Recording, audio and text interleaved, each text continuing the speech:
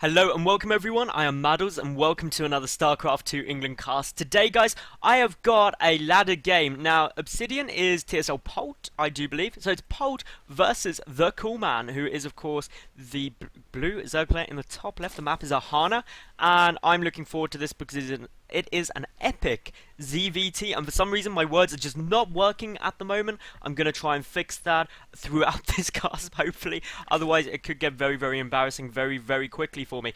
But anyway guys, ZvT. It is an awesome matchup. It is awesome fun to watch. I know some of you have left some comments in the previous ZvT I cast saying how much you love it, so I found another one. This one, I am told, is super awesome, so I am hoping that that is the case. Now, obviously what can we expect in terms of openings? Well, Polt, he's almost certainly going to go for a 1-Rax command center. He may even go command center first. That puts a lot of pressure on the Zerg player, who's likely to go for a 15 hatch, followed up by a 16 pool, and then he's on equal bases. And it's like, well, I've got issues now because the Terran player needs to be a base below me. I need one more base than he does, otherwise I'm going to have problems economically, which means he's got to take this third. Now, obviously, then you become spread out a lot more. Hellions become more effective. Also on Ahana, Banshees can come up in here as well, so there's a lot of options there. It's quite a narrow map, so that also adds some fun to it. So we'll wait and see what happens. Obviously, the natural base is relatively easy to hold, but the third is a lot harder due to just so much more space. There's also the rocks preventing the reinforcements. So we'll wait and see exactly how the coolman does decide to deal with this, and we'll take it from there. Now, while we're waiting for these two to really show their openings and what they're going to be doing, let me say, guys, that, well, exciting news 1. I am casting the Divina tournament, which is, well, it's a best of 7. It is on the 25th of November, and it is a best of 7. And for those of you in the UK, it is between 5 AM to 11 AM. Obviously, that's as long as it will take. It should be slightly quicker than that. And keep an eye on my Twitter account. I'll give more details about where you can find the streams, etc. It's going to be super awesome. So that is something to check out. The week after that, I'm going to I-47, the UK's biggest gaming LAN. So if any of you want to say hi to me there, then do so. That would be awesome. I'm going to be casting on the Friday and Saturday, and dedicated obs on the Sunday for the grand finals, because it's going to be pretty damn fun.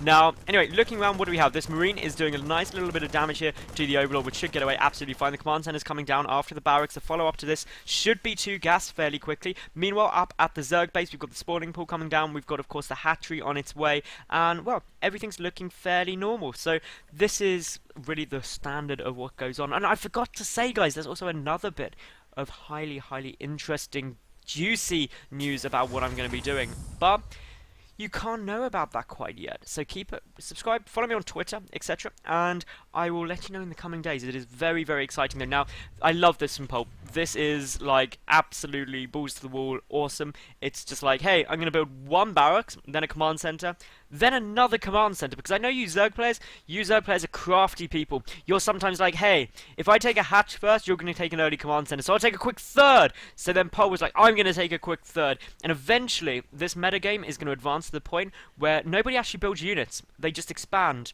to all, like, 5 bases at once. And then we have like 40-minute games of nothing happening for the first 20, but just getting loads and loads of workers and tech, and yeah, I really hope that doesn't happen. But anyway, what have we got going on? Obviously, Polt, he's got his 2 gas up now. He's in an amazing spot. He's got these Marines forward. He's keeping the Zerg player back. He may actually get an Overlord here, which would be an absolute huge win. The Queen is coming forward, trying to come and deal with it, but the Overlord is gonna pop. And no, it doesn't. The Overlord survives just because 2 Zerglings coming just in time, but 1 Zergling gets picked off. The Queen will be able to deal with 2 Marines on its own. Of course, we do have the SCV there as well. Now, I don't know if this Overlord has spotted the 3rd base. No, it hasn't. Has no clue that the 3rd base has gone down. So that, of course, is less fun. We've got the factory on its way as well. The coolman currently getting up his lair tech, as well as a lot of drones, and that's making me think, well, considering he's getting up a 3rd gas already, he's not going to try and take a quick 3rd base. So as long as Polt really does some good damage and holds a good defense, he's going to be in an absolutely ace position. Interestingly, he's getting the reactor up and the factory. They'll switch for the Hellions, but he's getting 2 barracks following that, so we're not going to see Banshees afterwards or a mech play. It's definitely going to be the traditional tank marine style. We've got the evolution chamber coming down here. That's all good. We should see a second one as well at some point. Is very, very common. It helps make a nice wall off. The roach one also coming down. Perhaps some kind of roach timing push is the only thing I'm thinking with roach speed. Obviously, Polt, though, he's in a happy place. He's got his bunker coming up to the third, and, well, he's clearing out the rocks. He's got his third base up. It's an orbital command already. If we look at the worker count, well, he's in a pretty good spot. He's 10 workers behind, but the mules will put him ahead in terms of income. So that is all golden for him. And, of course, still, he's going to come up here, and he's going to see no third base. And this is really, really important scouting information. That lack of the third base, if I was in Polt's position now, would be, oh my god, he's going to try and kill me. Which basically means I chuck down bunkers and build a lot of units very, very quickly. Also, the Hellions just coming out now. Of course, we've got the double reactor coming on here. So it's going to be an awful, awful lot of Marines coming out there. We've got Stim on its way as well. As long as Polt plays defensive now, he's in an absolutely ace position. Has just started some marauder production as well, which is really good. That's going to help him deal with the roaches a lot better. These Hellions, again, you don't want to overcommit to the Hellions because against roaches they're not going to be great. Another bunker came down here. This is a great position for a bunker because the Zerglings can only attack at the front, which means that it's just a little bit easier to hold. Downside is it's less easy to repair, but this full wall off the supply depot is trying to come down. We've got 3 roaches marching across the map at the moment, some more being held back here. So they're just going Hellion hunting, but unfortunately those roaches are just ever so slow until, of course, speed is done, which is a good 20 seconds away still. That Overseer gets a good scout of everything going on. We did have a changing in the base, so that's getting a little bit of information as well. Just getting a check on everything that's happening. I still don't know if that third base still has not been scouted, and that really could cost the Coolman so much, because if he doesn't know that's down, he's been behind on bases for so long. Polt still getting up more workers, is ahead in the worker count. Some roaches coming up here, and this is a bit suicidal in my opinion because the Marauders there as well. One roach very nearly dies, survives with 5 HP, but gets picked up by a Hellion, and, well, that was pretty damn funky. Looking around, obviously we've got more bunkers coming up. This is just bunkers everywhere. The third base is incredibly vulnerable still though, but that doesn't really matter because the Zerg player is unaware that it's even there. We've got, of course, 2 Marauders in. The supply depot walled off is up, and this is just a great position. Is the Coolman going to go down there and see the third base? Yes, no, maybe. He's coming up from the rocks, which are down behind, but of course another bunker is now up. The SCVs should get pulled in order to try and deal with that. The Marauders still out there at the moment. We've got some repairs coming down. This is just great play by Polt at the moment. He's doing good damage. The roaches now are slowly dwindling in number. More reinforcements are coming in, and of course the roaches are being forced back. There's a couple of SCVs trying to get into this, but of course now the Zerg player has seen the third base. The bunker's there though, doing some good damage, but quite a few workers will get killed here, and there's very little Polt can do about this. It's why he's not going to go over and trying to deal with that, because he doesn't have enough forces to comfortably do that at this time. So just really sacrificing that, doing a bit of damage. How many workers did he lose there? He lost 13. But he's 27 behind now, but that's not a huge problem because he's still on equal bases with his opponent. He's actually ahead by a base still at the moment, so that is absolutely brilliant. We've got more barracks being added on. The first tank coming out, just a huge infantry swell at the moment. No tanks out at all yet for Polt. He's just happy getting up as many Marines and Marauders as he possibly can. The infestation pit is on its way down somewhere. There we go. Also got the macro hatch on its way down for the Zerg player. That's good. The creep spread is nice. The creep spread is nice because he had a queen just for spreading creep, and those of you who subscribe and watch my videos frequently will know that every time a Zerg player is against a Protoss or Terran, I'm like, get a queen to spread creep because it is good. Now, here we go. We've got a good force moving across the map now. This is just, it's not enough to really kill off the Zerg player, but it's enough to just be aggressive, be poking and prodding, really take back the map control. May even see a scan go down. There we go. So creep is not something the Terran players are particularly fond of, so they are going to go down there and take all of that out. Now, obviously looking around at the moment, the Zerg player can go and try and get a good surround, but it's going to be pretty tough, and of course the medevacs are still there, and the medevacs are able to just lift up most of those units should they want to pull back, but it looks like Polt going for the stutter step micro instead, and doing a good job of it at the moment, and really just pulling all the way back at the moment, picking up a lot of units. It's not that cost effective because the roaches are doing good damage for the time being. Another stim goes down, and it looks like that infantry just going to run as far as it can back to the reinforcements. Most of it's going to get picked off, and I'm surprised the Polt didn't actually go for the lift there just to try and get away, because in terms of the loss tab, he has lost about 1,000 more resources than his opponent, but he doesn't have to worry too much because he's got mules. He's catching back up in the work account now. The Coolman really shouldn't have cut drones quite yet. As you can see, he's only at 65, needs to be at about 75 on 3 bases to be honest. But the macro hatch is down. It looks like he's going for quite a bit of aggression. He's got a lot of Zerglings coming across here. Obviously the infestors will be coming out shortly. They're only up to, basically have to wait for it to get to 30 seconds, then you can start the infestor production, getting 11 all at once. That is absolutely bonkers. Huge numbers of infestors, skill festers as some people might think they are, because, well, some people think they're a little bit overpowered. I'm not going to waver into that discussion. For the moment, we've still got this Overseer, just getting some good information about what's going down. A missile turret on its way. A Contaminate goes down on the engineering bay. That is always good, slowing down any upgrades. Upgrade-wise, well, it's 1-1 against 1-1-2-2 on the way for the Terran player, but only just started. Of course, we do now just have +2 carapace finished for the Zerg player, +2 melee attack starting now. Zergling speed still amazingly not done at the 14-minute mark, which is absolutely crazy late, and really quite interesting because you tend to see that an awful lot quicker, but of course due to the fact the road speed came out so much earlier, that was really the aim. And now the infestors are coming in, and a good fungal growth could be absolutely devastating here, and a chain fungal is now going to be able to pick off pretty much all of this, which is really on the money. Those infestors could not have had a better birthday party than to just kill just a clump of marines. The medevac does survive just. I'm surprised that an infested Terran wasn't locked down just to finish that off, because that would have been nice. Here we go, we've got some units moving forward, but Polt, he's about 30 supply behind. The tank is sieged up, the second tank sieged nicely as well. We've got the infestors there, but they're sitting sort of just freely in the middle, getting splashed by the tanks. Need to have a bit of better control than that. Fungal growth's going down. The third base is completely walled off, so that is pretty good time. Trying to keep an eye on everything here. Now the infestors just don't have enough support for the time being. They are trying to chain fungal, but so many were picked off there, and that has actually very much leveled up the supply difference and resources lost, because just those infestors so expensive, you can't afford to just sacrifice them to stray siege tank fire. Now looking around, we have more infestors coming out, burrow coming down as well. That opens a lot of harassment potential. We've got the 2-2 upgrades half done for the Terran, +2 melee attack half done for the Zerg player. Of course the +1 Terran vehicle weapons is on its way down. That'll obviously help the damage they can do, which is fantastic. And well, Hive just starting now for the Zerg player, taking his 4th base up here as well. One marine boldly trying to pick off this hatchery. He's a little marine that couldn't, because well, there's lots of Zerglings now, which do finally have speed at the 16-minute mark. This Hive tech coming out nicely. Now this is where a lot of Terran players can start to run into problems, is what do I do when the Zerg player gets Hive? That Broodlord infests the Terror Deathpool. Ravens is the answer. Ravens are very, very strong. You need to start incorporating them into armies, and that's the only thing I'm missing from Polt here, is he's only got the 1 starport for the time being, and while his medevac count is okay, he's got no capability to really start making Vikings, which could be absolutely essential once those Broodlords start hitting. But interestingly, no Spire yet from the Zerg player. Usually should start the Spire at the same time as the Hive, so I'm thinking we're going to see Ultras out first. The +2 melee attack just kicking into action, +2 Terran infantry armor is apparently bugging out right here. I don't know if it was contaminated. It was, so it's nearly finished. And well, obviously we've got a bit of movement from the Zerg player trying to get a loop around, but for the moment Polt is about 10 supply ahead, so that's pretty nice. He's got a drop coming down in the main, which is doing an awful lot of damage. Picks up the Queen, which is always fun. These Marines doing good damage, and of course all of the Zerg army has been pulled back, and that could be an absolutely massive mistake, because it's allowing Polt to move forward. And this is something you should always be careful of as a Zerg player, is if a drop goes down, don't bring everything, because suddenly you can end up with a lot more stuff there. These tanks are down. They're picking off infestors like they are targets, and well, as you can see, we've got good engagement here. The infestors running forward. We've got pretty much craziness going on everywhere, and the Polt's army gets pretty much decimated right there. And yeah, that's good news for the Zerg. The 4th base was forced to cancel though, and of course Polt has got his 4th up. It is Planetary Fortress. This complete wall off here. Polt building just more command centers, because why on earth not? Some tanks sieged up in a good position.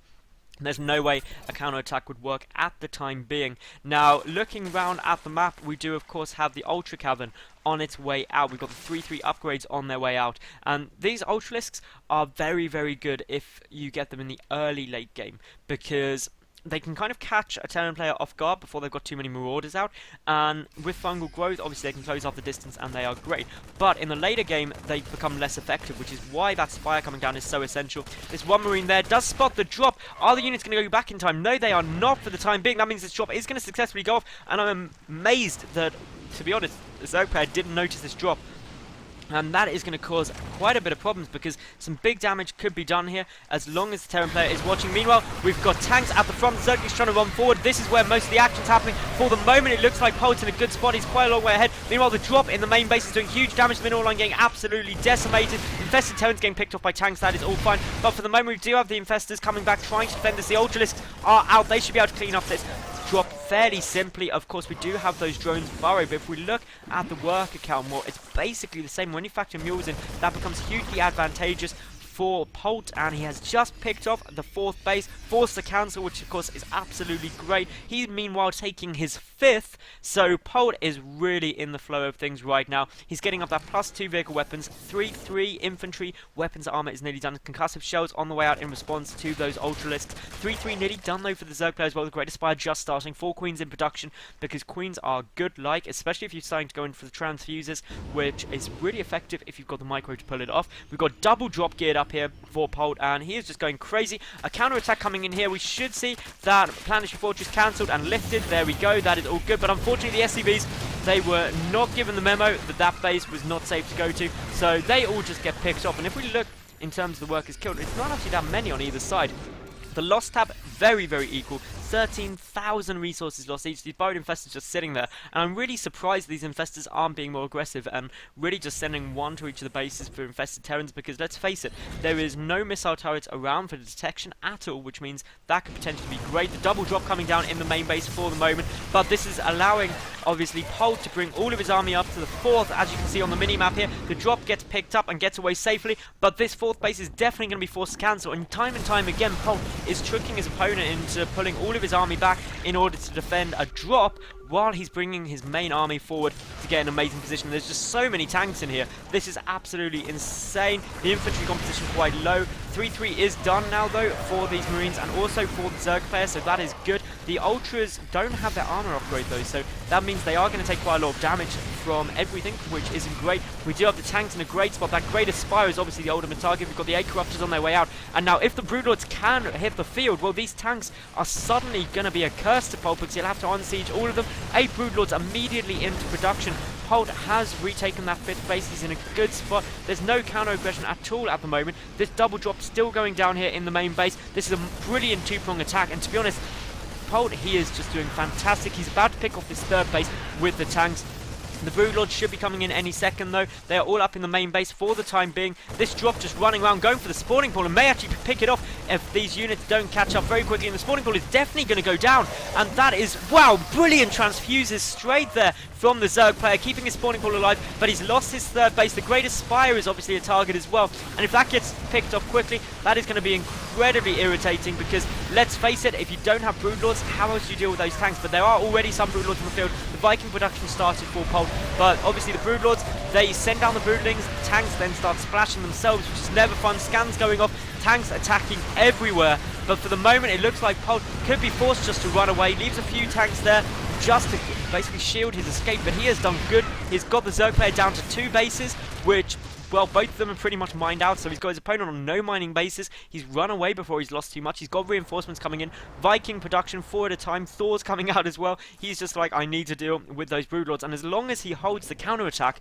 Polt is pretty much won, to be honest. In terms of the worker count, he's ahead by, what's that, 13. He's got mules as well. He's got 3 extra bases compared to his opponent, and obviously he is just in an amazing spot. If we look at the income tab, that really says it all. This game is all about what you can build, and, well, Polt, he can build anything he wants right now. He's getting the +1 ship weapons. The only disappointing thing is he didn't preempt the Broodlord transition. Could have been scanning a bit more effectively. This drop of tanks in the main base is pretty scary. 1 does get picked off, but 2 manage to escape, and this is just Polt being super aggressive, and I absolutely love it. He's preventing the Zerg from feeling comfortable moving forward. These tanks are going to have to unsiege though, because otherwise the Broodlings are going to be a complete nightmare. A couple of Vikings coming in, but there's a lot of Corruptors there at the moment. Fungal growths go off on all of the Vikings and all of the Marines. This is great play by the Zerg player at the moment, and as you can see, huge damage being done on both sides. The Broodlords look like they're tipping the favour of balance to the Zerg at the moment, but of course the supply advantage heavily there for Polt, but a lot of that is of course the in workers. The Broodlords, importantly, still all staying alive. The Vikings are starting to pick up some damage, but the infested Terrans do manage to deal with the last of them for the time being. But having said that, we've got some tanks at the natural base, and this is always irritating. We've got a couple of Zerglings running back. This 5th base is definitely going to go down here for Polt. He's not going to be able to hold that. Best he wishes he didn't call down those mules to that base right now, but obviously the Planetary Fortress can hold on for quite a while, especially with the repair going down. And the good thing is this is just buying Polt time. He needs as much time as possible. He has got another drop geared up, heading towards the main base. The Zerg army is pretty much all that's on the field. There's no money to rebuild it, there's no tech to rebuild it really, so that in itself causes some big problems. And obviously Polt is just going to use this time to get his Viking numbers up a lot higher. There's only, what, 1 Corruptor on the field and 8 Vikings, so those Broodlords, once they're down, this is a pretty easy win. The drop in the main is about to pick off the Hive, and once that goes down, it's basically just the case of the Zerg player having to try and end it then and there. Marines running around everywhere. They do manage to get the Infestor. One Marine doesn't get caught by the fungal growth. That is such a massive win right there. All of the Zerg army pulling back, and I'm not sure I agree with that, because you're on one mining base. This one Miracle Marine is going to go and try and take some pot shots at a couple of drones. Is going to be successful for a small amount of time. Gets 1 drone kill. Would he get a second? It'd be impressive if he did. The Infestor's just apparently chilling there, just watching it all go down. The medevac runs away again. Meanwhile, the drop in the main base still going down. We've got more Vikings in production, more Thors in production, some tanks in production. Polt, he is in just such a great spot. His work count at about 50, but he doesn't need too many more. He has lost this base, but he's got another one over here. He's got loads of money. He's keeping his minerals low as well, which is very, very impressive. But as you can see, the Zerg player, he's just forced back, he's forced being defensive, and he's lost his hive, he's lost his macro hatch, he's down to 2 hatcheries, and in terms of tech, you can build Ultras, Infestors, and Zerglings, and that is, oh, and Roaches for the time being, but obviously that Roach one will eventually die when the creep proceeds. Very unfortunate for that Roach one. But, well, it's good play. I mean, Polt, he's being aggressive, he's dropping everywhere, anywhere. He's forcing the Zerg player back to play defensively, which is not what you want to do when the income looks more like that. Obviously, Polt has mined out at his 3rd now, so he is also back down to 1 mining base. Needs to start thinking about retaking this. I'm surprised he hasn't floated his main down there, because why on earth not? And, well, the Zerg player just sitting back trying to be defensive, but the problem is, he can build up as much army as he wants, but aside from the Broodlords, he's gonna really struggle in terms of tech and just the money to do stuff. An awful lot of minerals banked up. The Viking count, absolutely legendary. 18 Vikings on the field, 2 Thors and 60 Marines. That is gonna be able to deal with this force just so easily. And obviously, if this 4th base is picked off, going to be in a brilliant spot. We do have the command center floating over there, and that, of course, is going to mean the Polt's income is going to go huge again. He's got so much, well, he's banking on money now because he's at 200 to 200, and this is precisely where you want to be as a Terran player. And unless the Zerg player does some kind of absolutely miracle defense, doesn't get the cancel there either, unless some absolutely incredible defense comes off here, well then, this is going to be absolutely a whitewash, because he's 60 supply ahead. The Broodlords are there. Where are the Vikings? The Vikings need to come forward. That's the important thing. They need to make sure they're not clumped up though, because they don't want to get fungal growth. And, well, we've got Vikings coming from all angles. They need to surround the Broodlords as quickly as they can. The Infestors doing a good job for the moment. They're trying to get fungal growth down everywhere. But here comes the Vikings. The Broodlords going down so quickly. The fungal growths are not quick enough either. And those Vikings are dealing so much damage. The Queen's trying to transfuse as quickly as they can. But, well, it's great play by the Coolman, but to be honest, Polt, he is holding this so well, and to be honest, he's going to be absolutely fine. He may be forced to pull back again for the time being, but, well, as you can see, the GG goes down from the Zerg player.